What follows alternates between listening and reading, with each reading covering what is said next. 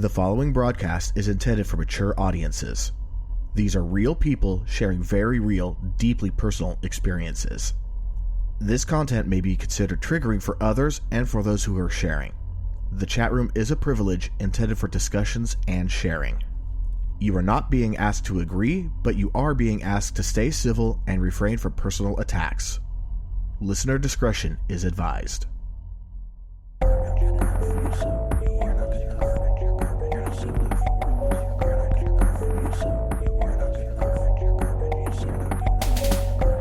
Welcome back to Am I Mental? A live podcast where real people share real stories about how mental health impacts life and life impacts mental health. I'm your host, E, and with us as always, co-host C and J. Hey. We might be able to spell something with the initials that we're using here for now that Bexy's MIA. So, before we get started, let's do a little bit of paying the bills. If you like what you hear when we're on the air or when you're catching up, do us a favor, share episodes. Best way you can help us out. Especially if you think that someone's going through something and you have an episode that you think someone would appreciate or be able to connect to. Go ahead and share that with them. We have been credited with saving lives, and let's just try to keep that going. And if you want to do more, you can also help out by going to amimental.net/donate. There's a number of ways that you can donate. And we also have a merchandise store, and we do have some products. And if there's anything that you would like to see that's not there, just let one of us know, and we'll go ahead and take care of that. In the meantime, this is 2 weeks in a row we have no guest. Last week, we just decided to push off starting the podcast another week. This week looked like we might actually get the guest, and they haven't checked their email yet today, so not since I replied to them. So, yes, we could talk about abandonment issues just to be a dick. I don't think we really want to go there. Because I don't actually have abandonment issues. Do you? I know, I was just then thinking, okay, do I have any? Let me think. Maybe there's some of that going on. I mean, thanks to my first marriage, I have trust issues. There you go.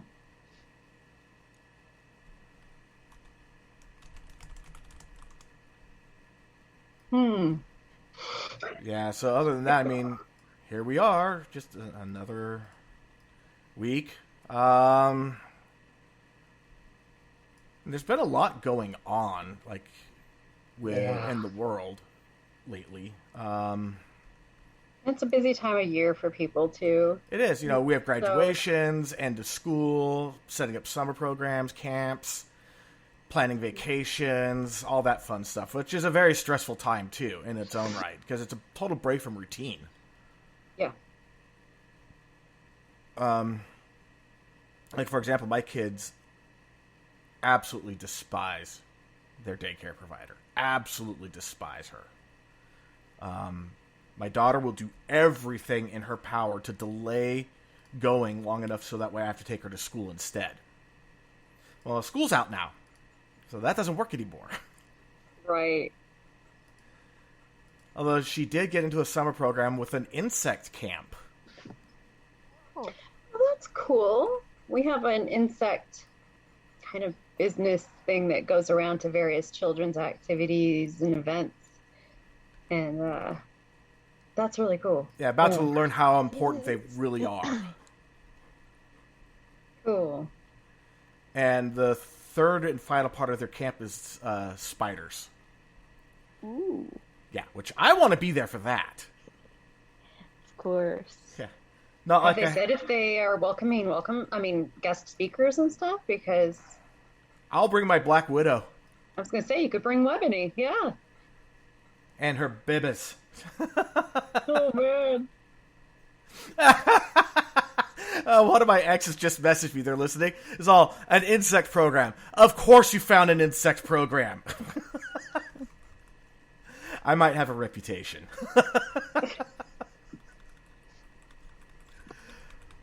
That's funny. But I'm excited that she's going to get to learn more about how important insects truly are. I mean, they are a major part of the environment. Oh yeah. Oh yeah. They're everywhere. Well, consider this. In any given 24 hours, there's enough spiders in any acre outside of the Arctic and the Antarctic that they will consume a metric ton of other insects in 24 hours. I don't want to live in a world that doesn't have spiders, because that's a fuckload of other bugs. What do you have against the other bugs? Just the sheer number. Some of them bite. I don't like that. Some spread diseases. I don't like that. Yes. What's sad is, like, there was a... Do you guys remember when Animal Planet had Most Extreme? Yes, And they did I do. And they did those countdowns for, like, the most, like, but, oh God, what was it? Like, the most dangerous cat? Yeah, you just gave me a blast from the past. I imagine that screen and that walking man. Wow. Right? Well, they did one about the most extreme man killers. Huh? Number 3 on the list was houseflies. I believe it. I don't remember what number 2 was, but number 1 was the mosquito. Oh, yeah. Oh, yeah. I mean, not only do you have malaria, West Nile virus, Zika virus, I mean, there's lots of others. And also with, like, the flies, too, you have, like, the tsetse fly itself has dengue fever. It's just crazy. Yeah, Right. I'd rather have something out there controlling them. But there is one there is one mosquito I do love. It's the elephant mosquito. The adult mosquito does not bite. They both get all their protein that they need off of pollen and nectar. What they do is they lay their eggs where other mosquitoes are laying their eggs, and their larvae eat the other larvae of other mosquitoes. Perfect. That's all their larvae eat, are the larvae of other mosquitoes. Exclusively. They're the anti-mosquito That is a good mosquito. Yeah. That's a very good mosquito. And Mosquito. they're also the largest mosquito on the planet. And other mosquitoes freak out when an elephant mosquito comes to an egg-laying area. Oh, I can imagine. I just imagine it flying in with the troll face. Is this spot taken?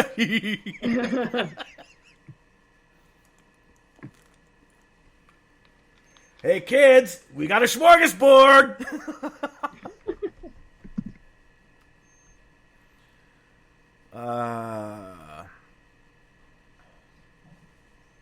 Yeah, I do know that a lot of people do freak out about insects, which is why I don't try not to talk about it too much. I mean, we know that Cat runs for the hills anytime we mention the 8-legged creatures. I don't know what she has against octopuses, but whatever. That's funny.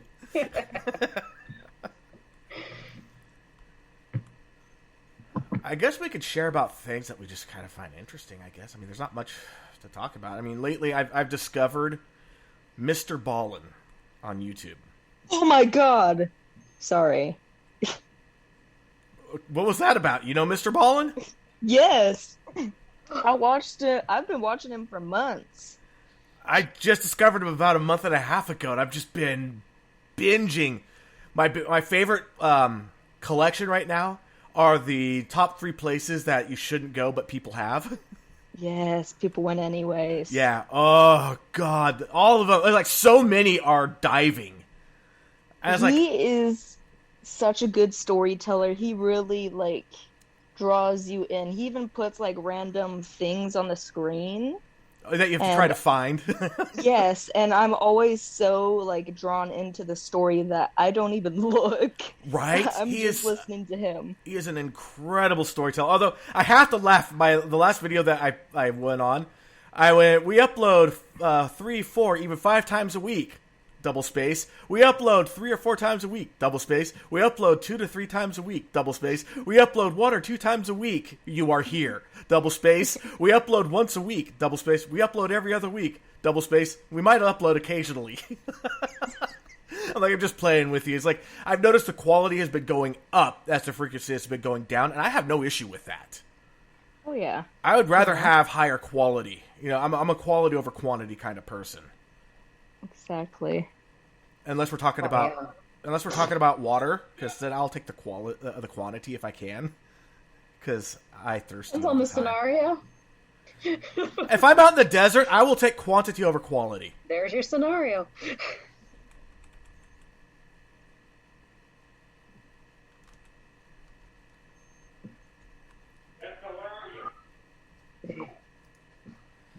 Someone was yelling.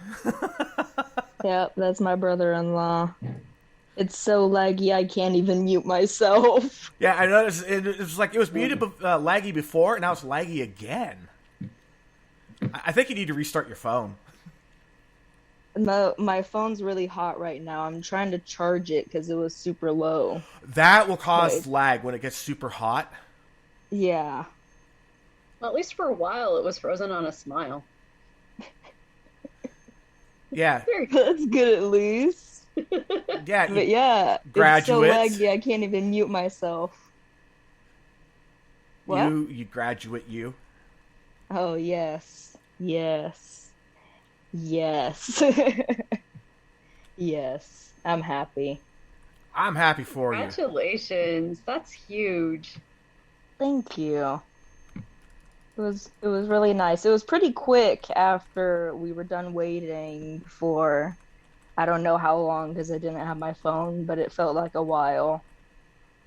It was nice. Awesome.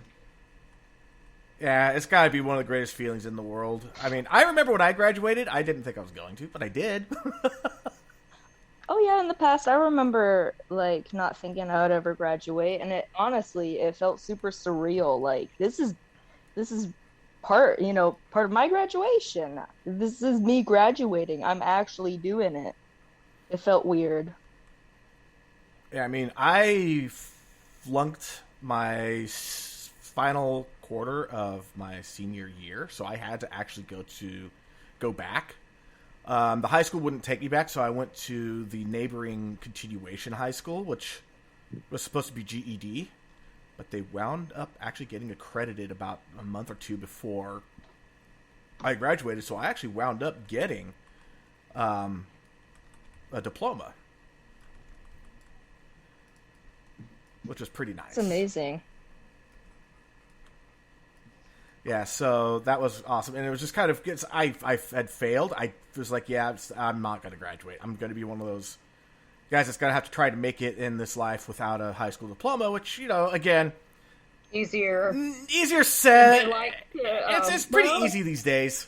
It is. They like to make a bigger deal out of it than it is. I mean, it's a big deal to get there, but yeah, you don't have to. Right. It's interesting that way.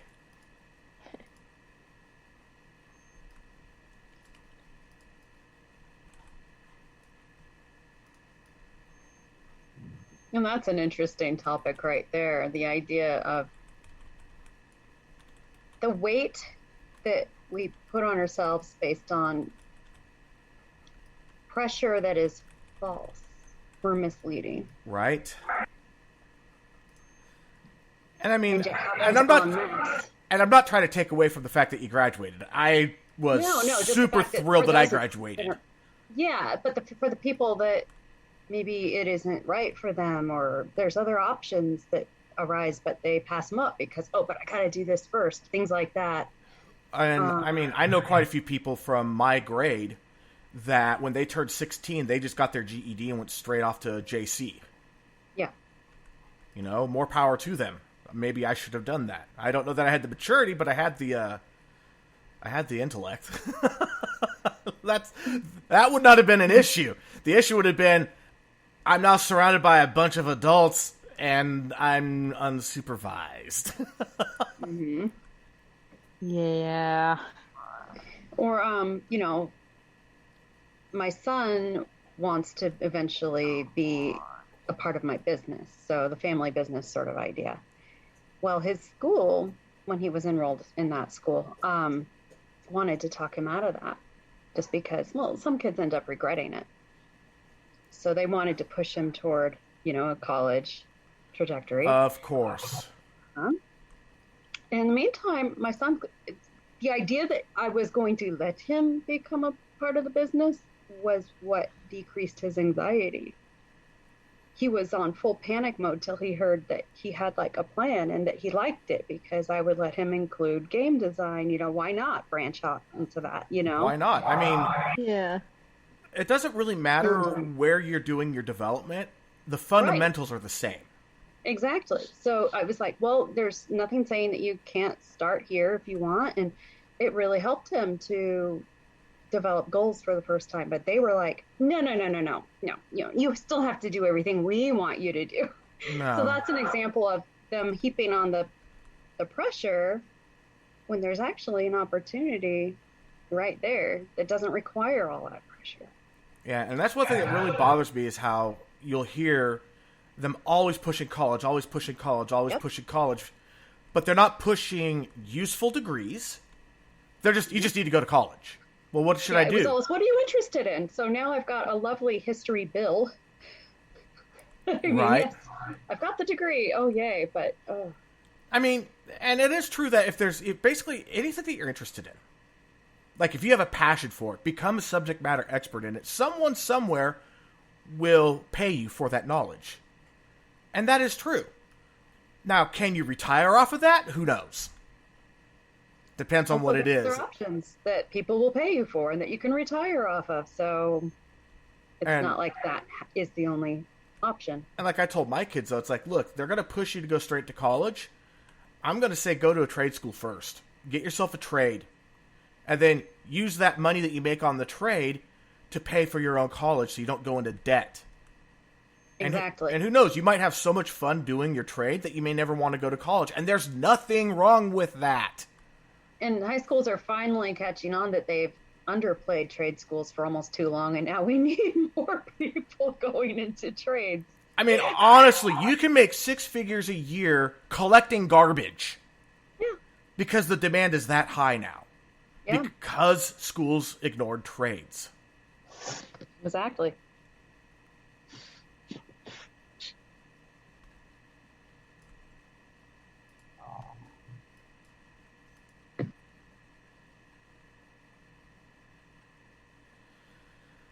Yeah, my daughter actually is considering electrician. Okay. That's a good trade right Excellent. there. Pretty interesting. Very excellent.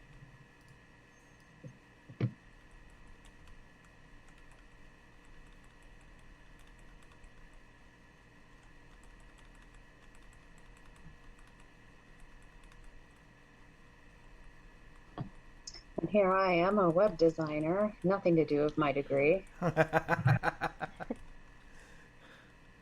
Well, here I am running a podcast and I test software. You know what I wanted to do? I wanted to be an entomologist. Nothing to do with my interest.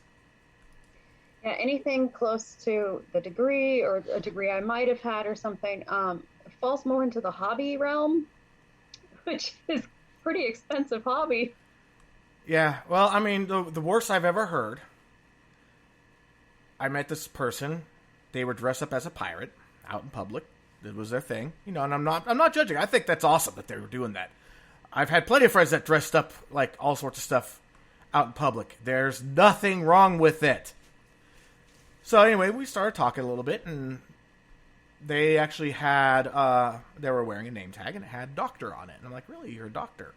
They're like, yeah, I have a PhD. I'm like, in what? Theoretical archaeology. And I'm like, okay, what's the demand for that job? I'm just curious. Like, oh, it's only academic. And basically the people that are in that position now, they're kind of like permanently in that position. It's like the only way you get that job is when someone retires or dies. There are so many fields where that applies, and they do not warn you when you go into it.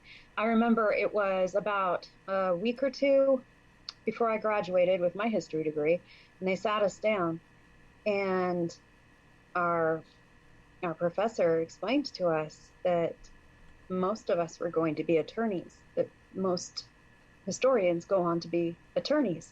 And I sat there thinking, but I don't want to be an attorney. That was never, ever my goal. Why don't they tell you this when Right. you Wait a minute. begin? because they know that they're going to scare some people off, and they need those numbers. Yep. How exactly does history and law go hand in hand? That's what I want to know. Research. We have to research so meticulously and make arguments. We have to present. Historians don't just study history. You analyze it and you find an area that you want to argue for or against. You come up with theories and then you present your arguments, basically. Very similar to an attorney, really. A lot of the skills that we have to Interesting. learn. Yeah. Cool. All right, so what's the mental health aspect of having that expensive history bill hanging over your head for a degree that you don't use? Horrible, agonizing. Haunts you for every major financial decision you need to make at the times when it's most important to make them.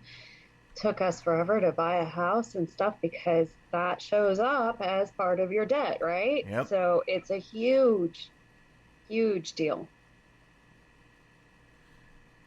All right, see, you heard it. Be careful what you do. Okay. Yeah, no, if I were to go into the trades, I probably would do electrician. The thing is with the trades, there's not really such thing as a perfectly safe trade. Even garbage collection has its hazards. I mean, it's literally garbage. Right. Plumbing is often the one people shy away from, and boy, is it a good one. It pays a ton, but you got to deal with shit, literally. Actually, if you want a great trade, deep water welding. It's extremely dangerous, but you could make $250,000 to $500,000 a year because it's such a hard niche to fill. First, you have to be able to deal with the deep dives. You basically wind up living in a compression chamber for like 2 months out of the year. And you are at the bottom of the ocean that entire time, for the most part. And when you're not at the bottom of the ocean, you're back on the ship, but still pressurized. You can't leave that chamber because it takes 36 hours of depressurization to go from ocean floor to surface again. That's a very long time to decompress. That's why they don't want to do it if they can help it. Oh, yeah. Oh, yeah. Heard the stories. Yeah, Mr. Ballin did a story about it. Yes, that's exactly what I was just about to say. I think he did a couple. The one that I remember him doing was just nightmarish because, like, the divers should have died, and they didn't, and they got the rescue cable connected to the bell, and then that cable snapped. Yeah, that was just... I had to stop for a little bit after that one because that one really hit. But it makes... It's amazing pay if you want to live pretty much a loner life. But then you only work like 2 months a year. If you want. And you're making a good 6 figures a year off of 2 months of work. It means you get 10 months of just chill. There's something to be said about that.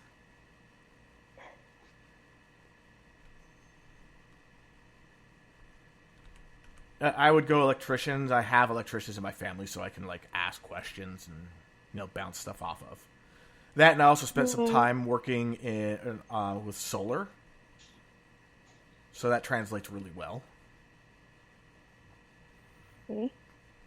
But I'm 45, and I don't really want to start all over again. Oh, another thing that a lot of people don't tell you too is that with some of the trades, you'll get hired on by a company that will then put you through trade school, paying your tuition and paying you an hourly rate to go through it, as long as you commit to a year with that company. Which that is a fair. You're basically taking advantage of them in that regard, because the trade school plus a year of pay, or plus the pay for the entire time, which some trade schools are only 6 months, some are a year. It really depends on the trade. But I mean, dude, that's awesome. And then you only have to work for them for a year. You come out ahead in that deal if you move to another company. you're still coming out way ahead.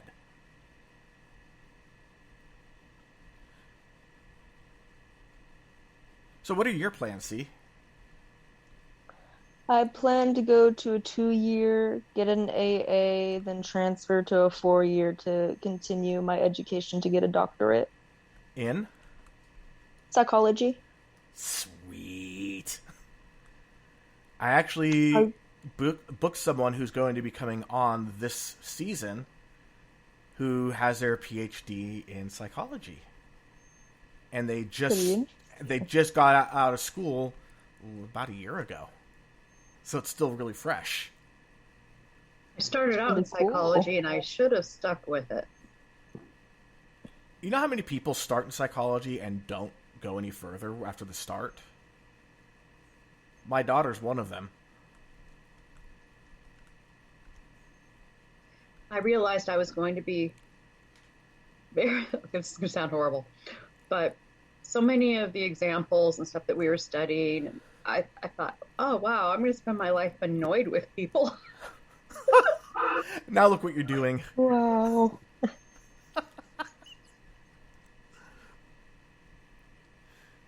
Well, I mean, to be fair, it's like I'm one of the more caring people when it comes to, people suffering. I hate it. I absolutely fucking hate it. Yet, I also get the biggest schadenfreude erection when stupid people get their just desserts. I'm also like the biggest asshole at the same time. So I'm always in trouble with, social media. Suffering, trauma, and all that, that wasn't a bother to me. It was the other stuff where it was like, some people are that whatever problems they've got are just really annoying. Like, I would help you, but you just annoy me. Tolerate you, but living with it is a different thing, or having to try to work with it because they might be stubborn or don't see it and resistant, things like that. There are cases that are, if you're listening to this podcast and paying attention to it, you're at least aware and sensitive to mental health. Exactly. But you don't always get to work with people who are self-aware. And that is true. Those are the ones that are going to be a challenge all the time. Yeah, 24/7 challenge, basically. I mean, it's like that whole thing that was said on Men in Black, about individuals are intelligent people, and and then the people are stupid, panicky creatures. Something like that. Yeah, it's very true. When you can put a group of the smartest people together, and you'll have the stupidest group that you'll ever see. All it takes is a little bit of pressure, and people get fucking stupid. And one of the funniest quotes I ever saw, and I still use it to this day, is to figure out the average IQ of a group. You take the IQ of the member that has the lowest IQ in the group. You then divide it by the number of people in the group, and that's the average IQ of the group. It shows the sandbagging effect of that one person. That sounds about right. Right? And if you've ever dealt with it, you go, yeah, that's true. That's accurate. Because that one person will drag everyone down with them. And I got that off of a screensaver in high school. After Dark? Yep. The particular one was Say What? You're going to have a bad day when your car horn gets stuck on behind a pack of Hell's Angels. You're going to have a bad day when your twin sister forgets it's your birthday.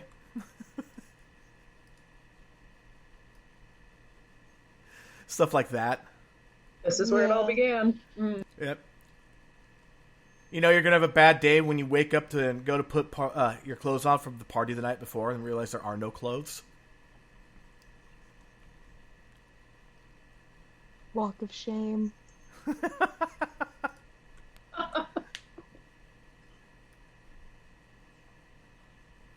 You're going to have a bad day when you wake up, roll over, fall off the curb into the gutter. Oh no.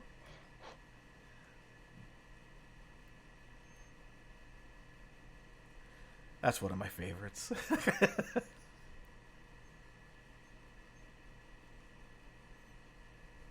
And then there was like Cole's Law, thinly sliced cabbage.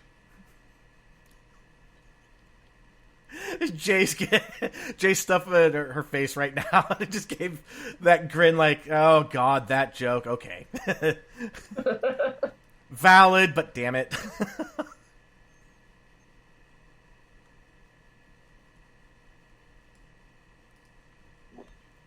Well, I've been dealing with a bizarre web problem today, and I haven't eaten because it was one of my more important websites. There was a database error, but not just an error. When I went in, I couldn't make heads or tails out of it. Brought on the host. They hadn't seen so many errors ever. And they were concerned because they had never seen so many errors even in a hacked site.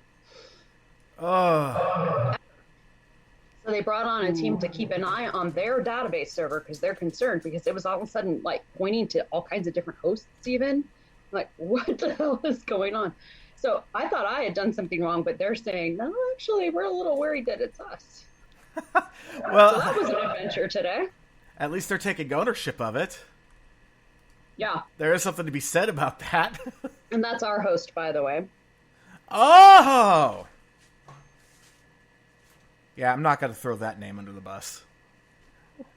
They've been good. They've been really good. No, I think it's a good thing to say about them, but yeah, just in case, I wouldn't want to say it right now. Yeah, no, the fact that they took ownership is huge. I mean, I have used this host a number of times, God, since I lived in San Diego till now. And I've never had an issue with them.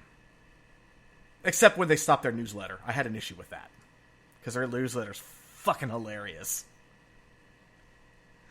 And then there's a few people out there going, I think I know who their host is. I was going to say, you just gave that away now.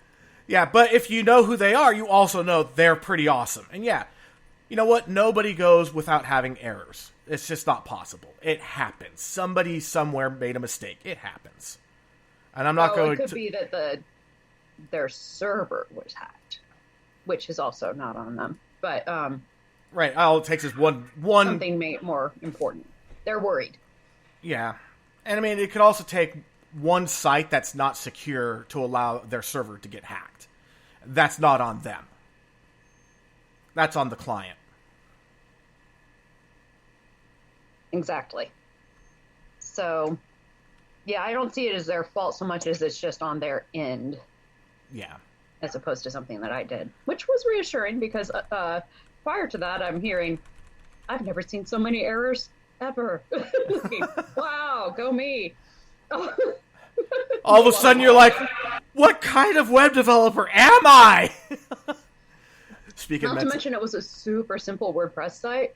So with like hardly anything to it. So I'm thinking, how did I, what? Yeah, talk about a mental health crisis there. You start questioning your own abilities on something like that. Oh, yeah. And sitting there reflecting on all the other sites that I've done exactly the same. Do they all have these errors too? And I just don't know it. But I would know it because what happened was it would bring up a database error that linked to a different host for questions. Then it would redirect to an entirely different website. Then it would bring up yet another error having to do with some plugin. I mean, it was like just ping-ponging all over the place with different errors. Well, the guy was just like, whoa. The good news is, if it's something on their end, there's very little to nothing that you have to do to fix it. Once they fix it, your shit should just start working again. No, because the database was so messed up, I had to reinstall the whole website, redesign it real quick, save it all, rebuild it, is what I mean. Wow. And I only just finished about 5 minutes before we came online. Woohoo! So I'm still keeping an eye on it, making sure everything's okay, but... Have they fixed their issues on their end yet? I don't know. He had me do a fresh install on a new user, even. He didn't even want me using the same user. And then he kept an eye on the new database and said it was looking good so far. I don't know. It was really bizarre. That's crazy. So there's a bunch of tech for the, to create some mental health angst for everyone listening. Yep. And we have a ton of stuff going on in the comments right now, too. Holy shit, I missed all this. We have Kat and Dever, Jamie, Bexy in the chat so far. I think I saw a Sarah in there. Yeah. And they're all talking about schools and stuff. Yeah. There's been a lot going on in the chat, and I just wasn't paying attention. Oh, you've been name dropped. I got name dropped? Yeah. Oh, Bexy! I see it! Oh, no. Did so well without name dropping for so long, and then leaves the podcast, goes into the chat, and what does she do? Name drops. That is so Bexy right there.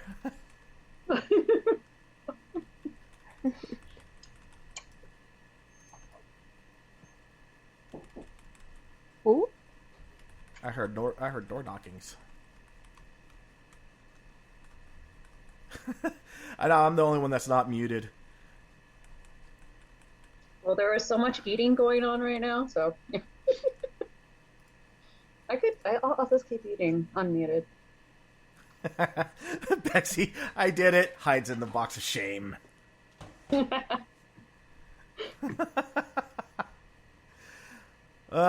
too many weeks off. Out of the groove.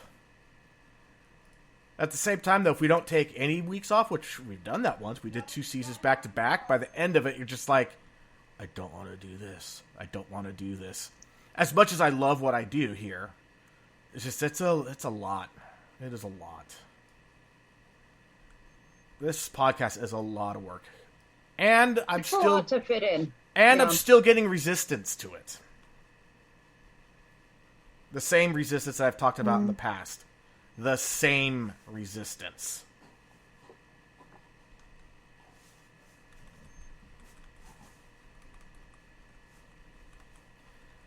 Yeah, it's been... This whole journey's Awkward been... silence. Yeah, it's been a thing. It has been a thing. I tell you what, running a mental health podcast taxes your mental health. And that's not even a joke.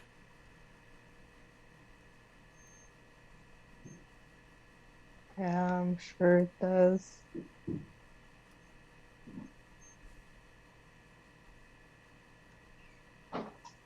Oh my god, hold on.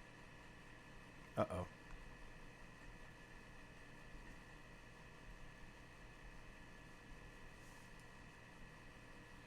Of course, now I just have Electric Callboy stuck in my head.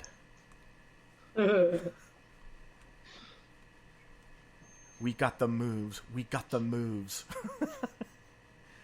Everybody's like, everybody said we drank too much last night. Let's do it again. We got the groove. We got the groove. Everybody Yeah, but let me hands just up. remind you what you did to me the other day with Tom's Diner. What? Oh, no.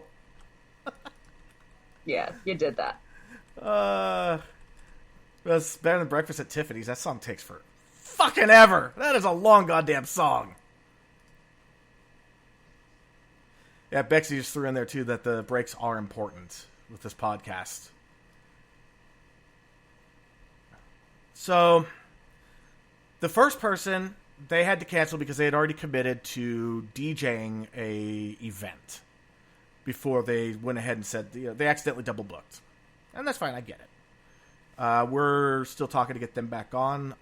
It will be, when they come on, we will be talking about the mental health aspect of dealing with eating disorders, specifically anorexia. This week's person, we just had issues with just staying with like consistent, timely communication. That's partially on me. Actually, largely on me, I'll say. I'll just own it. But yeah, they said that they are willing to go ahead and try next week, and that's fine. We don't have a guest for next week, so that's perfect. So we'll just go ahead and push them off for next week. It'll be a good one. We've kind of touched on it, and I know this is something that Oz is going to, and Bob will both want to listen to. She found her freedom and herself biking. And I don't mean like, cruisers like a Harley or American Indian. I'm talking, crotch rockets. So that'll be a good one, to learn about how down they were and how just riding the open road brought them their sanity and helped them to identify, just get back to who they are. So I'm really looking forward to those. And then after that, I'd have to look at the calendar, but I know that we have a few others booked. We have about half the season booked, which is good. Maybe a little bit more. Good. I used to stress out and want to have every season booked 100%, but then there's so many cancellations and everything. I got to the point, it's like, you know what? As long as we have half the season booked, we'll figure it out. We always do. There's always people that are like, oh yeah, I want to be a guest when they hear that there's no guest. And, there's always people that I have that I'm working with. It's just a matter of scheduling. Like, there's one person who typically works Thursdays, but every once in a while they get a Thursday off ahead of time. So I could go ahead and, schedule that, as long as that day is available. I have a friend in Australia who they just need to block off a block of time, but they're going through some shit right now. Otherwise, they'd already be on. Stuff like that. Which would be great to finally get someone from the Southern Hemisphere on. Yeah. They get to experience the coolest thing ever. Christmas in summertime. Yes. I experienced Christmas on the beach in San Diego. That was pretty awesome, but Christmas in the summertime? Oh, that'd be cool. I had Christmas in Hawaii and Grand Canyon and Death Valley. Death Valley. Oh, I can imagine it getting either super hot during the day and super cold at night. Depended on where we were. It went from crazy hot, just driving around, to, oh, hey, there's snow. Yeah, that sounds about right. San Diego in the wintertime, you go 15 miles inland and you're scraping ice, and sometimes you have snow flurries. You go a little bit further in, yeah, you've got snow. Similar to Grand Canyon, 'cause I hiked to the bottom on Christmas. You start out with snow at the top. We got to the bottom and it was summer. Oh, that's crazy. That is so crazy. And then there's California. There's a meme about, we have false summer 1, false summer 2. We're actually finally in summer now. But we always start out with a couple of false starts. Then we have fire season continued, fire season part 2, false winter, summertime 2, the return to summer. Yeah, it's crazy. Yeah. So, Bexy says that she got the pastor book to talk about Christianity and mental health. Which I think that's going to be very interesting. Mm-hmm. And Jamie says, wildfires for Christmas. Yay. Oh, oh yeah. I mean, there's that. We almost get that as it is to begin with. Almost.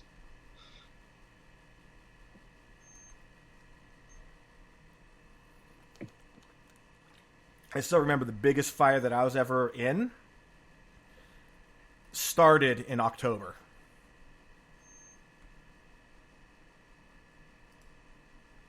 I went, it was my ex-wife and I, we went out.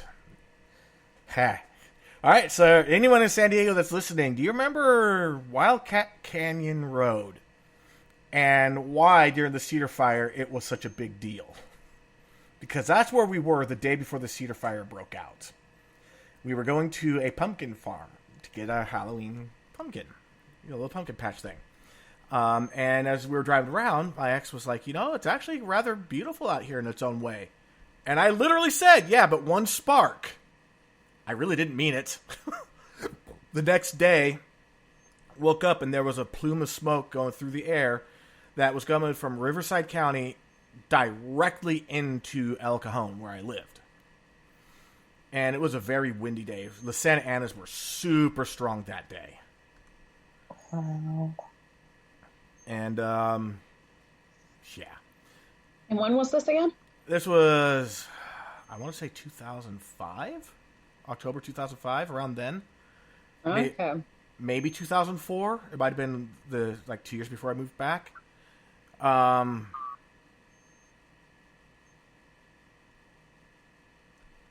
But yeah, that day, when I was talking to my dad, they had the Grand Prix fire, which that came right within like a couple hundred yards, if that far away from the place that they were managing. Multiple times that day. It came from different sides. So, yeah. The good news was after it burnt out all around, there's no way for it to get there again if the wind shifted because it's all burnt out all around. Right. Suboptimal, but okay. I never experienced a fire, but my aunt she lived through both of the Butte County fires. Oof. Yeah. The first time, I think only 2 houses were left standing, and one of them was hers, and another was their neighbor's. They had another cabin. It was pretty old. It was beautiful. It was torched. Nothing remained. There was cars on the side of the road that were just completely melted. Yep. It kind of reminded me of Silent Hill in a way. And they had to come live with us for a bit, which we were fine with. Wow. And then it happened again. Also, by the way, the story that you told me, it reminded me of my uncle and his father, because while the first fire was happening, they stayed back at their house and were throwing liquid all over the house to avoid it catching fire. Yeah? They stayed there. And it probably worked. It did work, because that house stayed. Yeah, with the cedar fire, there were a couple of things that they learned from it. One, eucalyptus trees are the fucking devil, because they're just paper, bark, and oil. Yeah. Yeah. On top of that, unkempt, unmaintained palm trees are the fucking devil, because they just explode in balls of cinders. Yeah. Spanish tile. Every house that had Spanish tile was safe. Embers would land on the Spanish tile. Well, Spanish tile is what? Clay? Clay doesn't burn. So the embers just sit there and do nothing. All other tiles, yeah, they got fucked. Their homes just got fucked. And every person who stayed behind and soaked down their houses and their property, their houses survived. This fire, we were having sustained 20-mile-an-hour winds from the Santa Anas, gusting up into the 30s to 40s. And of course, the Santa Anas are super, super dry wind. They're coming from the Arizona desert. So all they do is they just make it worse. They're hot, dry winds. Exactly what fires feed off of.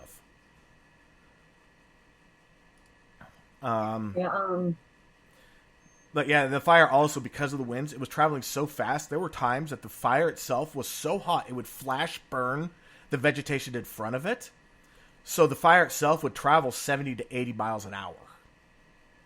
Oh my God, no. Yeah, we had a fire in 2020 in September that barreled its way up the Rogue Valley from Ashland through Talent, through Phoenix, and hit South Medford as well. So that's, 14 miles. And we lost, I think, 10,000 structures. It was crazy. And at the same time, so I'm a little bit north of that, still in Medford. Then about the same distance north, the same day, we had another giant fire start. So we were sandwiched between these two. And then later that day, somebody started a fire on the Greenway just about a mile from our house. So we were all evacuated, and so all the resources were exhausted. But they managed to bring in this giant, crazy plane to put it out for us. And the next day, 18 hours later, we were evacuated again because another fire was started on the same greenway, even closer. And in the meantime, all of these fires were still going. Oh gosh, it was scary. And my husband in '02, he actually fought the Biscuit Fire. So he had all kinds of scenarios going on in his head. And of course, now we have the largest fire in California history from last year, the Dixie Fire. That wound up being just short of 1 million acres. Yep. And the Cedar Fire that I was in, at the time, was the largest fire in California history at 212,000 acres. And it burned 100,000 acres in the first 24 hours. Yeah, the Biscuit Fire in '02 was 500,000 acres. Yeah, it just keeps getting bigger and bigger, huh? Yeah, well, I mean, and part of it here in California, they're trying to say it's exclusively climate change. Bullshit. It's a part of it, but that's not all of it. Back at the end of the 80s, the environmentalists won a bunch of court cases over the spotted owl and ended all maintenance of the forest. So all that fuel that they used to control burn just piled up layer after layer after layer, year after year after year. You can see the pictures between a managed forest and an unmanaged forest in the same year with the same fire going through. And you'll see that the managed forest, the trees are singed, but they're fine. They're still growing. They're doing well.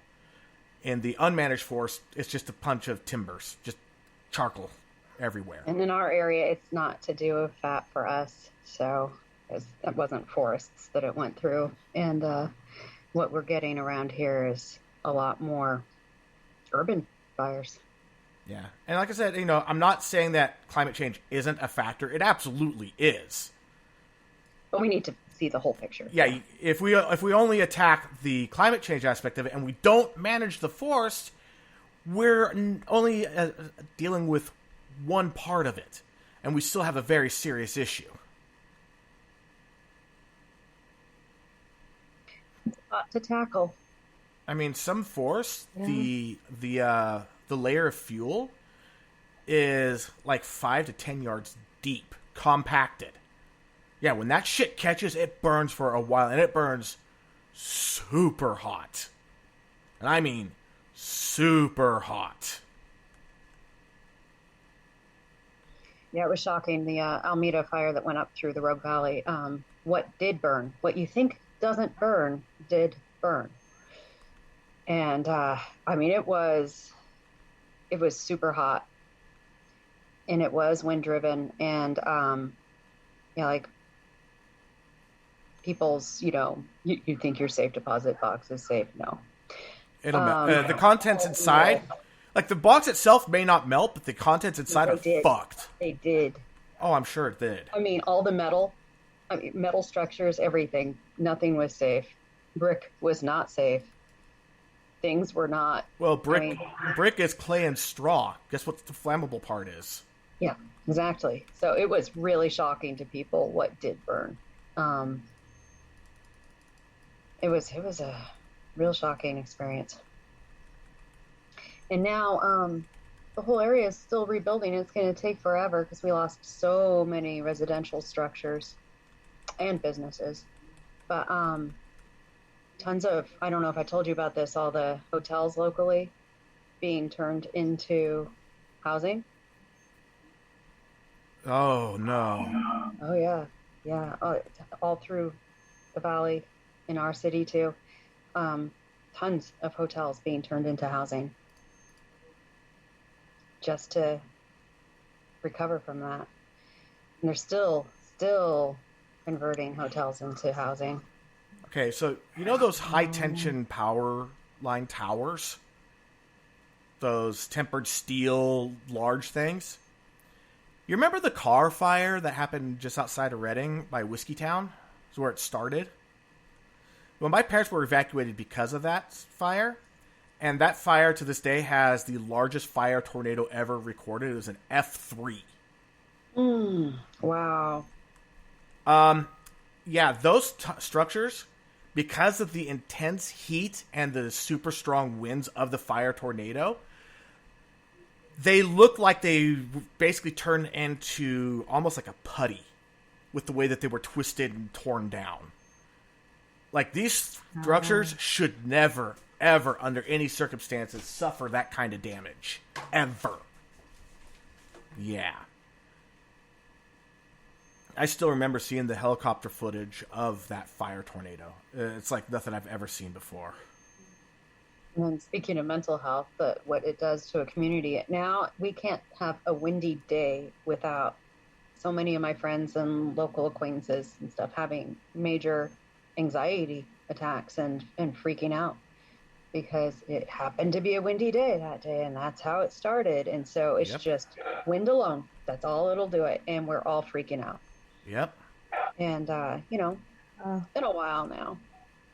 But my son was having huge anxiety attacks. He couldn't sleep for months. Not well. And yeah, every time it was windy or hot, any weather advisory, he would just freak out. And he thought he was alone. He felt weird about it. And then I was having to tell him about everyone else. You don't know, read this. This person's freaking out in Ashland, and this person's freaking out over here. And it really, really traumatizes an entire community easily. Oh, easily.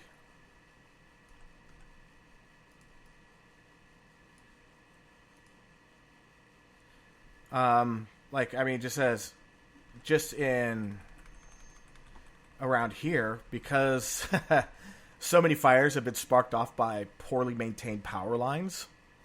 Again, it's another very multifaceted situation. Everyone wants to blame PG&E, but PG&E can only be held accountable so much when regulations also keep them from being able to do some of the stuff they need to do. So there's only so much that they can be blamed. But now, you get a slightly windy day, and we have blackouts all over the place just because of fear that the power lines might spark off another fire. And what really sucks is that we'll have someone spark off a fire, or we'll have a fire sparked off by, like, say, power lines, or someone driving along and their chains dragging on the freeway, and it causes a fire to kick off. Once the fire gets large enough, a bunch of pyros start showing up and piling onto it and making it worse. That's what happened to us. That's why those fires on the Greenway were lit. It was by a couple homeless people setting off their fires. It was a strange sort of reaction that community had. They kept doing it, and it was happening daily, multiple fires being started for weeks. Yeah. And it makes no sense. Having to track them down. But only those two got big enough to be of concern, but still, it was scary. Yeah.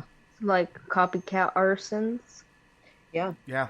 Or just angry, probably, because when it started, they were displaced. They had been camping on the Greenway. Then they were kicked out. And then they'd show up and light fires.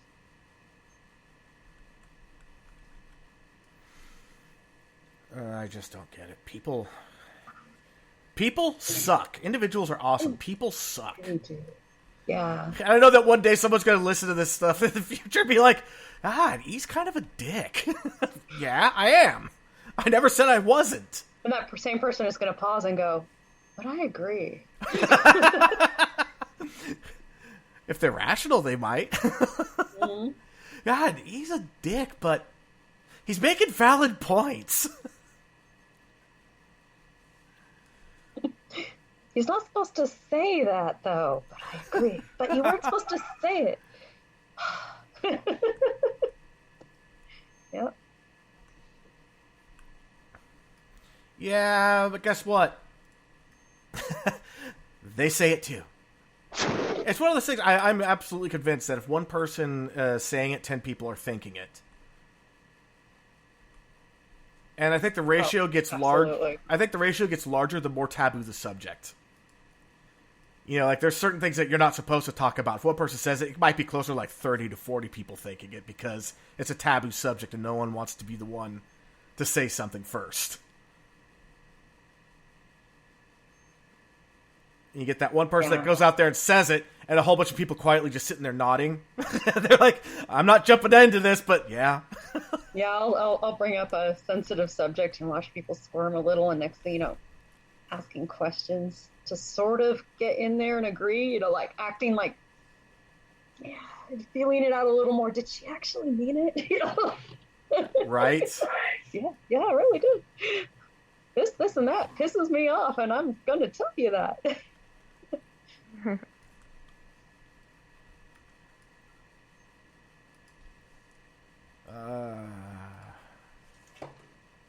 And Bexy, he does that often. Yeah, I know. So, Bexy, how you feeling?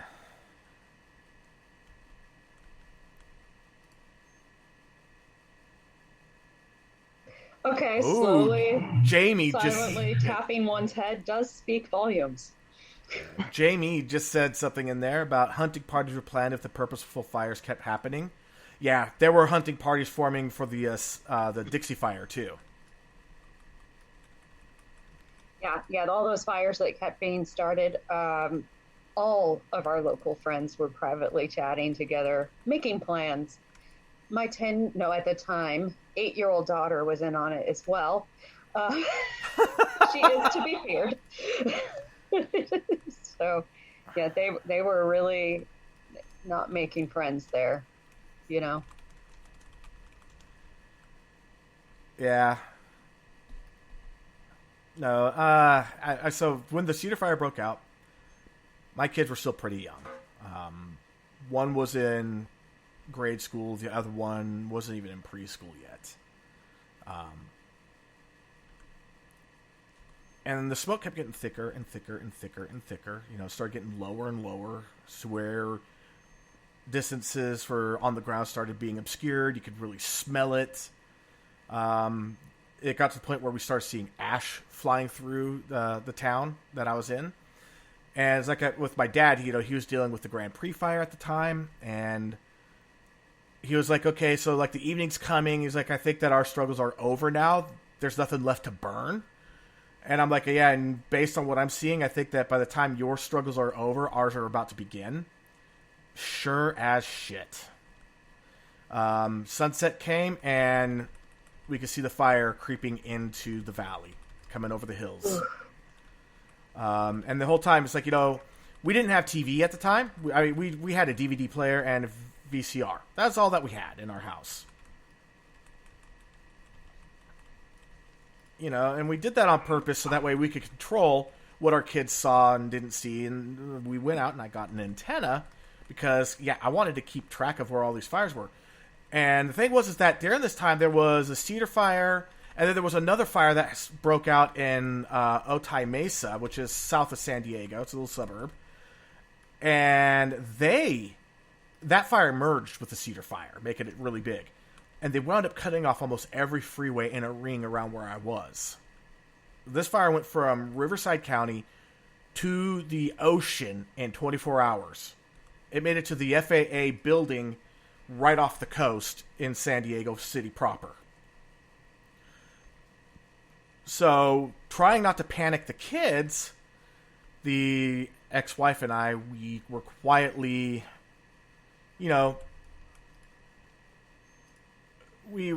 packing things to not alarm the children.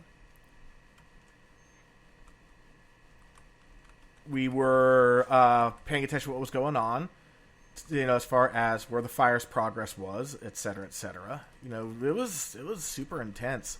Our neighbors were from Iran, and of course, Iran's not exactly known for its forests. It's known more for its deserts and mountains. You know, basically dirt and rocks is basically what they have. So wildfires were completely foreign to them. completely alien. And the wife was like, my husband's not really a brave man. He's like really scared, doesn't know what to do. And I'm like, there is nothing cowardly about being concerned when you see that your entire city is being surrounded by fire. There's nothing cowardly about that. Right. And mentioning discreetly packing to not alert the kids, we found that impossible because, like Sean, they both had pets. Sean had a snake. We had to figure out how are we going to take the snake. We needed their stuff packed. They noticed that, and it was like, okay, what are the things, which stuffed animals and things. Oh, it was, all of that was so traumatic for them. And then because we were evacuated multiple times and there were still fires going on constantly, we had all the luggage and all the evacuation crap in the entryway and dining room sort of near the front door. Right. For a long time. And it was just this constant reminder.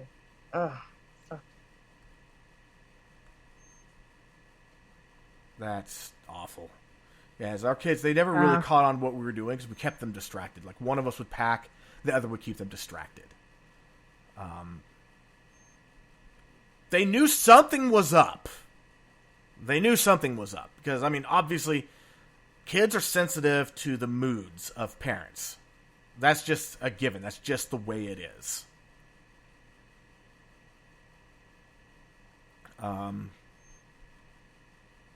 So yeah, we we did get everything packed, and we were getting ready to take everything out to the car, and then the Santa Anas died. They weren't supposed to, but they did. And that allowed the firefighters to entrench. So the next morning... Yeah, I remember that. It was like, what the fuck? The winds went... What? The timing was crazy. Yeah, for us, it was unbelievably, providential. I'm remembering your fire that you're talking about when that happened. Yeah. Yeah, the wind just stopped, and then the next day the winds went the other direction. And we never had to deal again with the worst parts of the Cedar Fire, but like one of my favorite nature trails, the Mission Hills nature trails. I don't remember the exact name. It was Mission Hills something or other. Yeah, that didn't do so well. That burned for a long time. Kept the 52 close for an extra long time.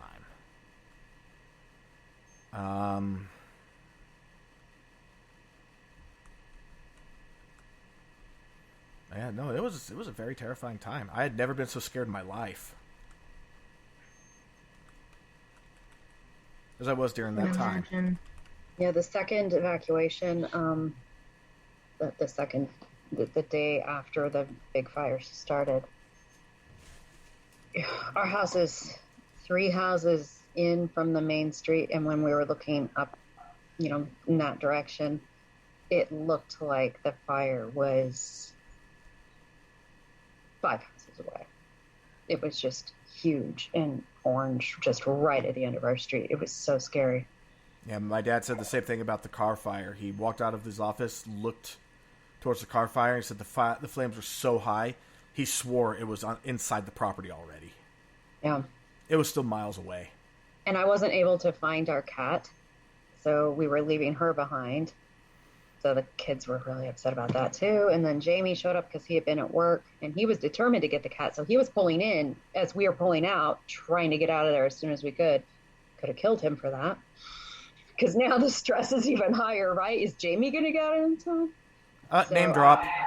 Oops. Oh, well. Some mysterious Jamie related to a J. And then, but it was, I think, about 2.5 blocks away. It was really close. Yeah. That is scary. That is terrifying. That is like truly the stuff of nightmares. Yeah, we got lucky. The fire did get fairly close at times, but never really threatened where I lived. to the extent like we didn't have to evacuate. They were getting ready to start voluntary evacuations where we were, but they didn't get to that point because the winds died. Had the winds not died, they'd have been like, "You need to evacuate," and the answer would have been, "Okay, and where do we go? We are surrounded by a literal ring of fire. Where do we go?" Right. Basically, what would have happened is that they would put everyone into the local schools because then they could concentrate the fire department's power around the schools. Like, the whole city can effing burn. People are not going to die if they can help it. Which, of course, that's the right thing to do. I'm looking in the chat. There was some stuff being said.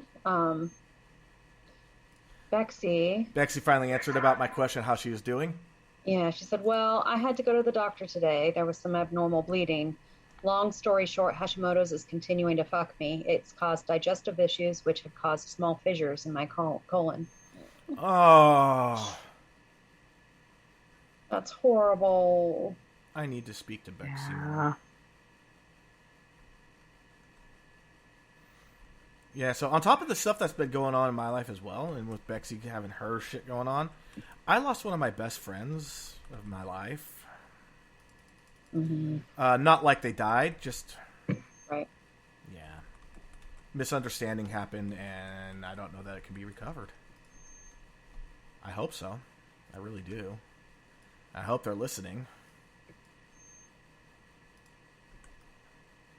Oh. Yeah, to say that I've been stressed, that's a fair assessment.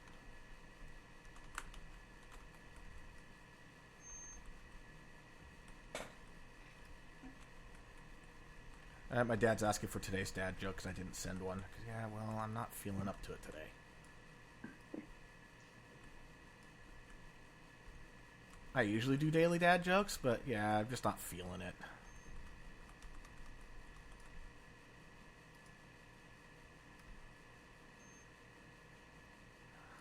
Can't force the funny. No. Yeah, I feel it's like, I use humor as a coping mechanism. I do. Obviously. Because, some of us, that's what we do. Better to laugh than to cry. But you're right, can't force the funny. But usually my mind works in such a way that even when I'm feeling like shit, there's always that little part probing for the joke. Because there's always a joke.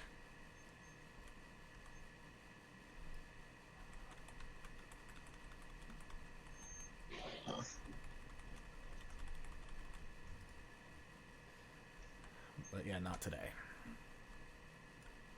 Uh-oh. I just got a dad joke. Alright. My dad's not listening, but, I love that one. The Chewbacca one. That is so funny. Like, my son Luke loves how I named my kids after Star Wars characters. My daughter Chewbacca, not so much. That is so damn funny. Yeah, I don't know if you remember in high school, one of my nicknames was Ewok. I don't remember Ewok. Yeah. I can't say why, but my name rhymed with something. And so there were jokes about that, and then it transferred into just Ewok. It didn't rhyme with Ewok. Well, we can just say my name rhymes with Ewok. That would be interesting. Get people guessing. Good luck!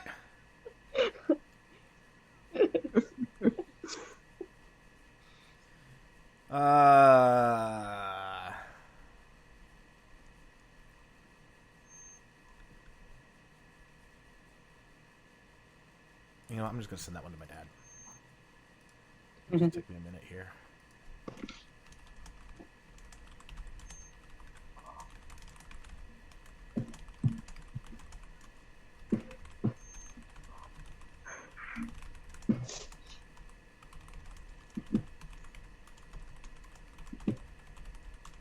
There.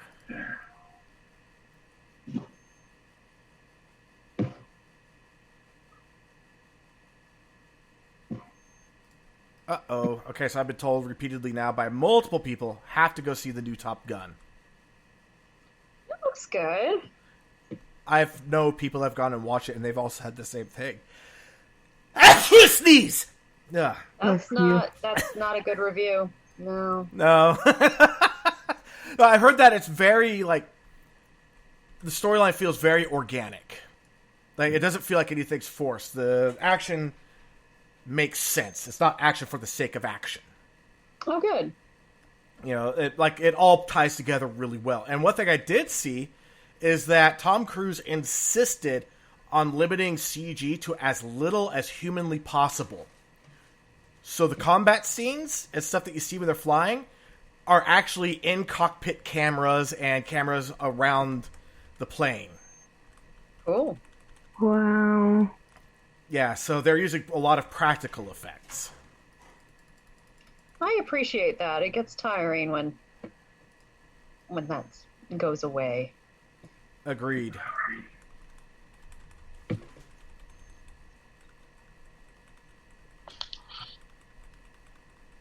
My kids have been catching up on a lot of 80s movies and stuff, and my son, who's 17, just is constantly going on and on about how fascinated he is by the filming and just even the difference in the sound and stuff. And he sees a difference in the quality of the acting, and it feels more authentic to him. And I think it has to do with the sound and stuff. It's very interesting to see his perspective. Yeah, it's really amazing how much sound plays into your ability to suspend disbelief. Mm-hmm. Even something as simple as footsteps. Yeah. You have the wrong sounding footsteps for someone's walk, and you may not notice it, but you'll notice there's something not right with the scene. You know, it's just enough, just subtle enough to where you're like, I can't get into the scene for some reason. There's something that's that's bothering you.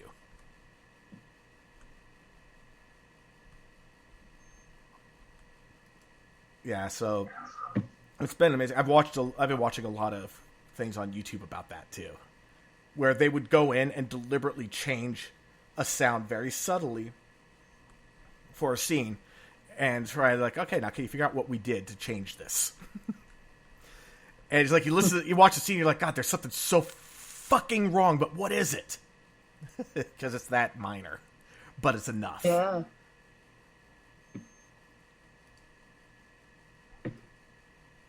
I mean, think about it. That applies so well in real life. Like, if you're at all adept at reading people, just the slightest something in somebody's tone, and you're going, "What's wrong?" You know, just so we're just always listening. Yeah, exactly. We're always aware.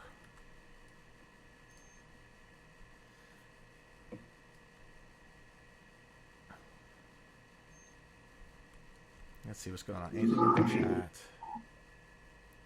chat? Blue Angel stunt pilots for the win. Yeah.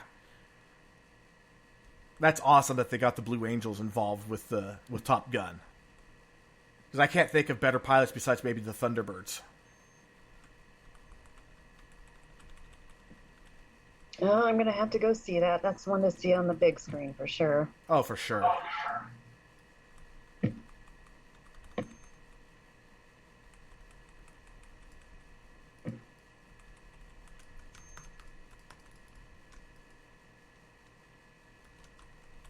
Okay.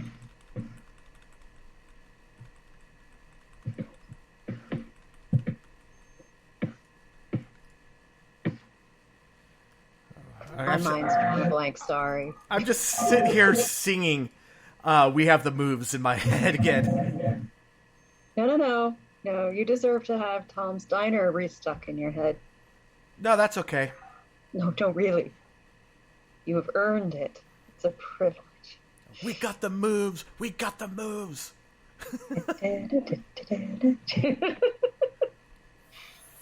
Fucking hate that song. Oh my god.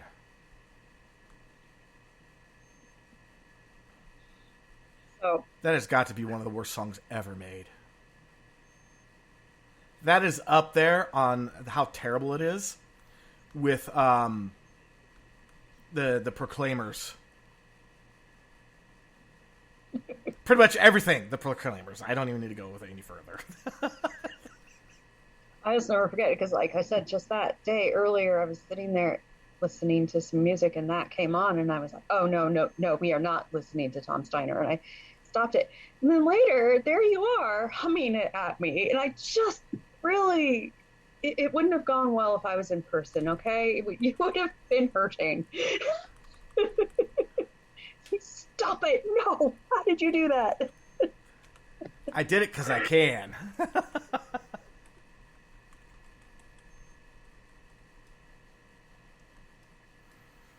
We are young, we are free, sipping booze on a sunny beach. We're alive, we believe.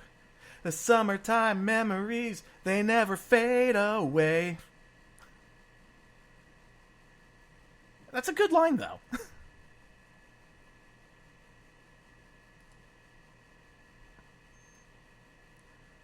So it is almost officially summertime. We are just days away from the official start of summer. Yeah. You are going on vacation. Indeed. You are not visiting me. I know. I'm sorry. You were supposed to visit me! Well, at least we know. We'll just make a separate trip down there for that. You know, when you come, sure. I'll have to see if we can get C to come out, since C's not that far. Oh, that'd be awesome. And then we could rub it in Bexy's face. Oh, you are bad. No. I had pictures of them at a supernatural convention meeting. Okay, never mind. You're done. I get it. Yeah. That's all you had to say. Revenge. Yeah. Okay, I'm in on it. You know how much I love Supernatural. Me too. We've had discussions. We've had those talks. Ooh. And we have... And have you caught up on the boys? I have to get caught up on the boys. And we also have the Winchesters now. Did you see about that? Nope. The WC's doing the prequel, John and Mary Winchester. It's a TV series that they're starting. Yeah, I'm interested. Okay. Of course I'm interested.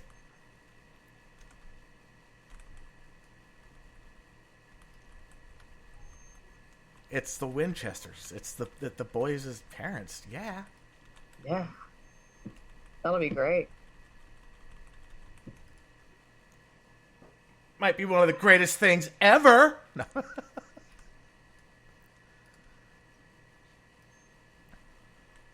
Well, you'll enjoy catching up on the boys then. Yeah. Actually, it was funny. I had someone ask me, it's like, so are you catching up on the series? I'm like, which one? We have Stranger Things just came out. We have The Orville just came out. Have you caught up on Stranger Things? No. Oh, God. I have nothing to talk about with you then. Well, the problem is that Laura and I watched... Okay, I can watch The Boys by myself. She doesn't watch it. Oh, okay. Too violent for her, but she has no problem watching Stranger Things. Oh, no. That's... Stranger Things is more of a thriller, to be honest. But... Okay, The Boys is a little... Yeah, it's more. Yeah, The Boys is graphic as all hell. It's worth it. My son's loving it, too. I may have introduced him to it as well. The Boys? Uh-huh. Yeah, you gotta hand it to Huey. It's the only thing he ever gets to hold anymore.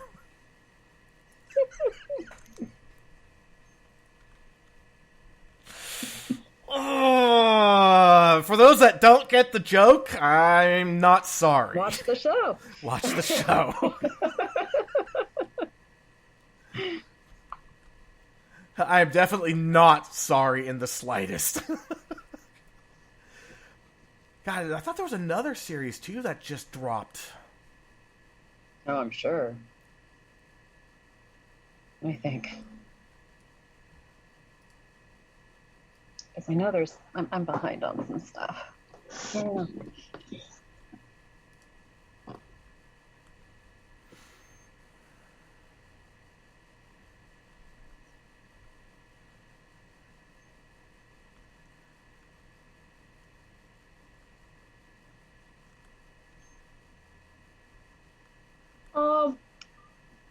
Good night, Bexy.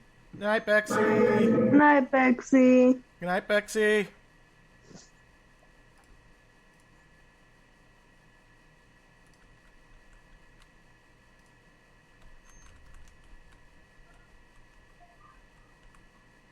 Oh, that's right. Okay. Jamie just said Obi-Wan just dropped. Star Wars. As if I'm not a big Star Wars fan myself. I know, right? Coming out of your mouth. Okay, baffle, blink, blink, huh? I still say, and I will die on this hill, Rogue One is the best Star Wars movie that they have ever made. And it I agree. beats Empire Strikes Back as high a bar as that is. Rogue One was mind-blowing. Rogue One It was really fantastic. Actually, my kids are in the other room right now watching some, I don't know what Star Wars thing they're on, but they're watching Star Wars right now. Speaking of. Yeah, Rogue One is fantastic. Rogue One was, oh my god. If I could make a perfect movie, Rogue One would definitely be a good start for that. Because holy shit, that was a great movie. Oh, yeah. As far as the original prequel, The Phantom Menace, as important as it was just, Jar Jar Binks should die. I'm struggling to find words there for how I feel about all of that. It's difficult. The Clone Wars was actually pretty good. Yeah. Or Rise of the Clones. Yeah. Revenge, so tainted. Revenge at of the same time. Sith left me disturbed because it really did cap off how Anakin did what he did for all the right reasons. And it just showed that that one was okay. Yeah. the road to hell is paved with good intentions, and that was one of the most stark examples I've ever seen. And it was very organic how it was done. It was very well written. George Lucas, my hat's off to you for that. But why? Why Jar Jar Binks? Why the Phantom Menace? They suck. That one's fun to watch with subtitles. Just to admire the horrible dialogue. And Jar Jar Binks in subtitles is interesting. It's the only way I can get through it. Just I have to laugh my way through it. One of my favorite contradictions. Only the Sith speak in absolutes. Uh-huh. You're speaking in absolutes right now, buddy. And how many times do they say you can't win, I have the high ground, and then immediately they give up the high ground in a fight? What? Like, why would you do that?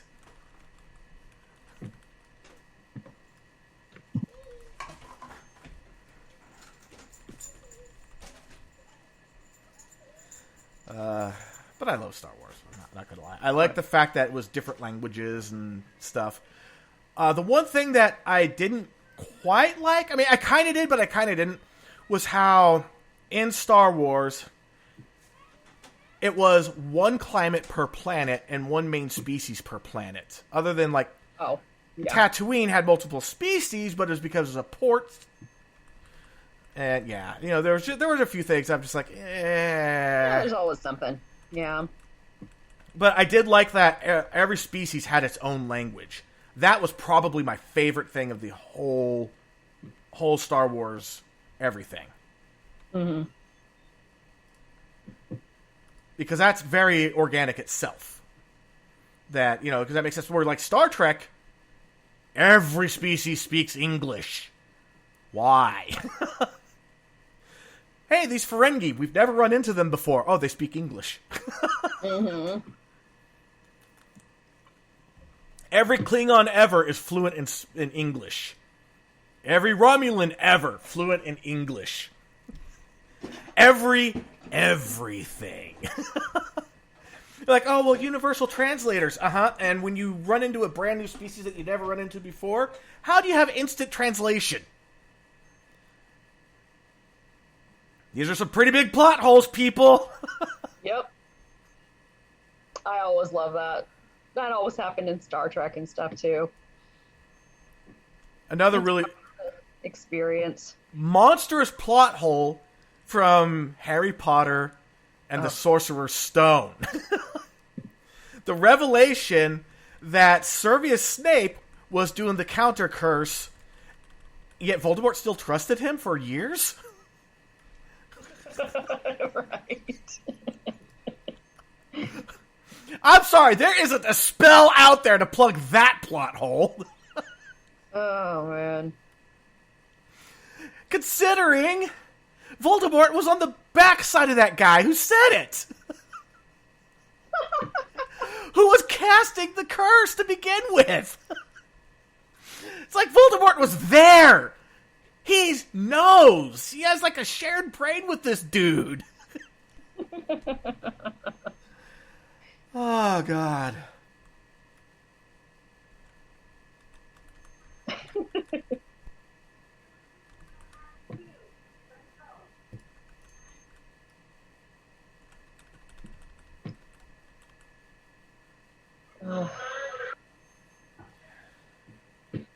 What am I hearing? I don't know. My niece is going to bed. Okay.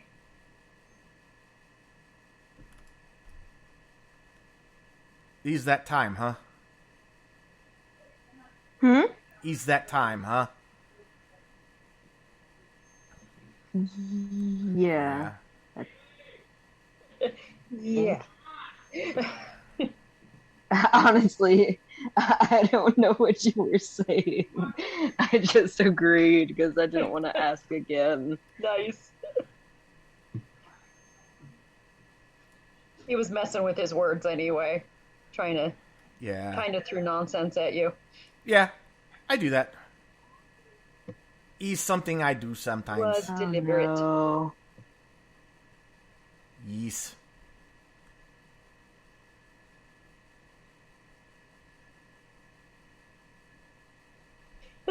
Jamie says, no need for a C-3PO if everyone speaks the same language. Right. Then he said, I like how Enterprise had a linguist that had to actually figure out languages as they went. Now, see, that makes a little more sense. Yep.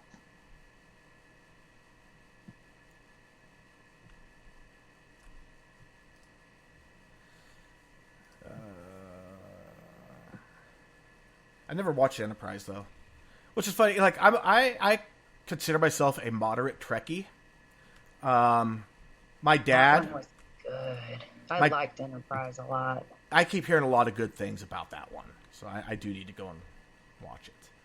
My dad was a Trekkie. Yeah. I need to catch up. So, like, I watched the original Star Trek with my dad. You know, when episodes were coming out. Because that's what he watched. I was so little. Not the original as they came out. Maybe not when they came out. I don't know. I just know that I watched original series with my dad. Stop. Wait, you're only 1 year older than me? When did they stop coming out? Oh, goodness. Let me see.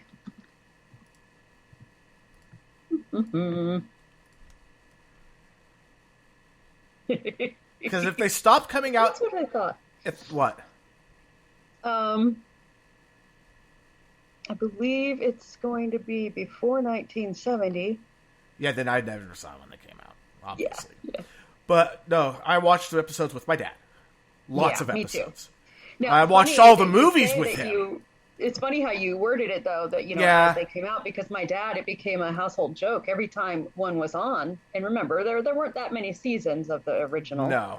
He'd go, oh, I've never seen this one before. And we'd all be like, yes, you have. You did it just to get your goat. That's such a dad thing to do right there. But I did watch the movies with my dad as they came out. Oh, yeah, me too. Not all of them. I still think my favorite one that I watched with my dad was Star Trek 6. The one with the blue whales, they went time traveling. And they had to make Spock try to look as human as possible. So they hid his pointy ears under a sweatband. Which, of course, back in the 80s, sweatbands were like the thing. And, of course, the scene, computer.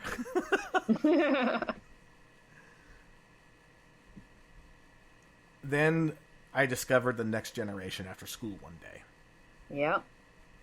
I was hooked on that. Oh, my God, I was hooked on that. And to give an idea of how early on I caught on, Tasha Yar was still on it. Oh, I was hovering at the television set for the premiere. Nice. Yeah. Yeah, I couldn't say that. I just came home one day, turned on the TV, started flipping through the channels, and I was like, whoa. This is a different Star Trek. I've never seen this before. And instantly, the episode that got me, it might have been, I don't know if it was a pilot or not. It was that one where they had the city that the people were living in, but the city turned out to be an actual alien life form of itself that was being tortured. And a giant alien showed up and started bombarding from orbit to try to save its mate. It's one of the early episodes. Yeah. It's a season 1 episode. So yeah, I discovered it pretty early on. I didn't get to see the I don't know. Maybe that was the premiere. I don't know. No. No, the premiere was with Q. Yeah, exactly. But yeah, no, I need to. Actually, Phoebe's been begging to watch them. So there's another. Oops. One of the funniest little memes that I saw. Now, this is a friend of Laura's. I mean, a friend of mine too, but mainly friend of Laura's. I just dropped the name. So did I. Twice. We were terrible. I know. But anyways, one of her friends, she's a huge Trekkie, Next Generation fan as well, and had a meme, where Q's right behind Picard, like standing right over his shoulder, and said, "You want some advice? Maybe just a Q-tip?" And I'm like, "Just a tip, huh?" They didn't mean it that way. They meant like it's a Q piece of advice. And I was like, talk about dirty as fuck. Oh, that's funny. Jamie, The Next Generation was 87 through 94, my prime nerd years. And remembers that episode. Yeah, well, that was such a good episode. It really demonstrated that life could be on different scales. We know about microscopic life, but what about life the size of cities? Mm-hmm. What about even bigger? I think one of my favorite episodes was the Dyson Sphere.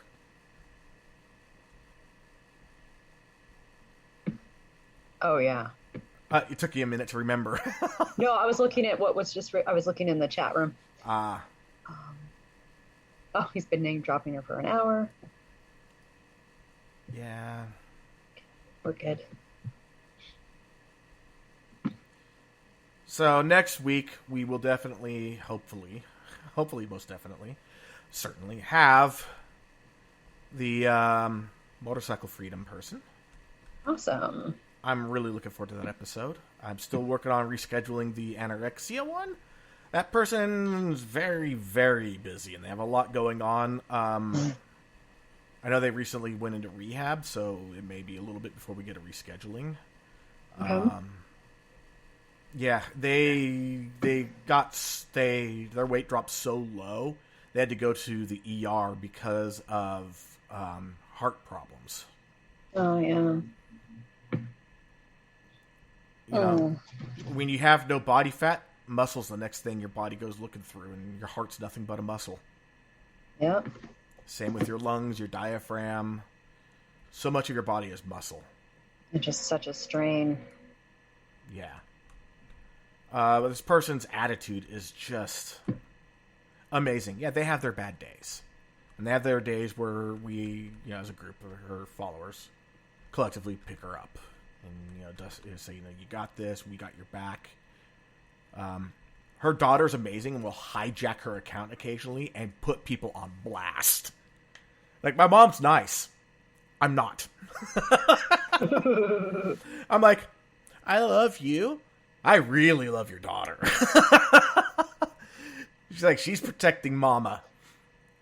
Her kids, our kids are so well adjusted to their mom's eating disorder. I've never seen anything like it. Like, they are concerned, but they're not, like, freaking out. Like, oh my god, my mom's going to die at any time. And I was like, no, mom's just unhealthy and needs help.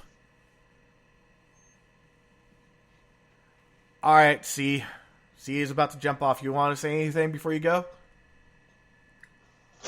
My mind just went blank. Good night, guys. Good night. I actually And- have to head off soon here too, so. And see you guys next week. Hopefully we will Get back on track. writer person. Yeah. I think I'm we gonna will. be out of town for the next couple of weeks, so. I'm hoping it just won't be super hot here because having to charge my phone and be on Zoom is a fucking nightmare. Oh man. Oh. Yeah, I mean, yeah. All right, so I guess we'll just go ahead and wrap this up. Next week, we should absolutely have a guest. I'm going to be a lot more responsive to their emails. I just, they responded at 10:30 this morning, but I wasn't feeling well, so I slept till 4. So by the time I replied, they might already have had their dinner and on the road, because 4 o'clock for me is 6 o'clock for them. So, yeah. And the next 2 Thursdays, I'm going, next week I'll be in Vegas. Yeah, it's none of the nights when I might have been able to hop on. Yeah, let's see. Do we have... we don't have anyone for the 23rd yet. That's okay. The 30th, we have the PhD holder. The one that Steve's going to be interested in talking to, I'm sure. They just got their PhD in psychology less than a year ago, or about a year ago. And they're now getting into practice. They actually... I don't know if I can name where they worked, but I'll just say that they had to work with some really the less desirables of society as where they started. So yeah, it should be pretty interesting. Yeah. Outside of that, I am E. And I am Jay. I'm C. And we'll catch you all next week.